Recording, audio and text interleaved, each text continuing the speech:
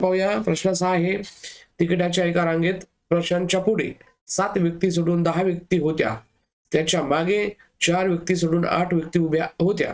तर पुढून 9व्या क्रमांकावर उभे असलेल्या व्यक्तीचा शेवटून कितवा क्रमांक येईल, याचं उत्तर हवंय. याचं उत्तर काढण्यासाठी आपल्याला महत्वाचं काय की यामध्ये आपल्याला काय करावं लागेल की या रांगेमध्ये एकूण किती जण आहेत हे आधी चेक करावं लागेल आणि मग त्यातून त्याचा क्रमांक शोधावा लागेल. मग यामध्ये बघायचं प्रशांत जो आहे, समजा प्रशांत इथे आहे, त्याच्या पुढे जे आहेत 7 सोडून आणखी 10 जण आहेत. प्रशांतच्या मागे 4 व्यक्ती सोडून आणखी 8 व्यक्ती उभ्या होत्या.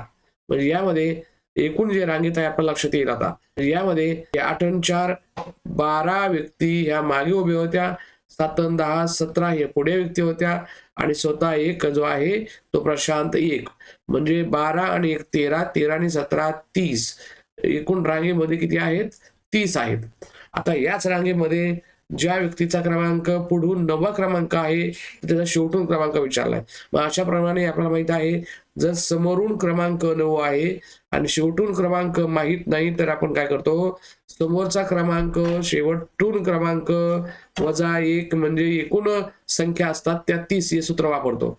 मग आपल्याला काय करावं लागेल, हे सूत्र वापरत असताना 9 मधला 1 गेला, राहिले काय 8.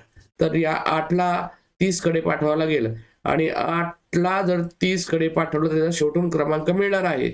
मग 30 मधून जर 8 गेले तर राहतील 22 आणि मग त्या व्यक्तीचा शेवटून क्रमांक जो आहे तो 22वा तिसरा पर्याय आपला दिसत आहे.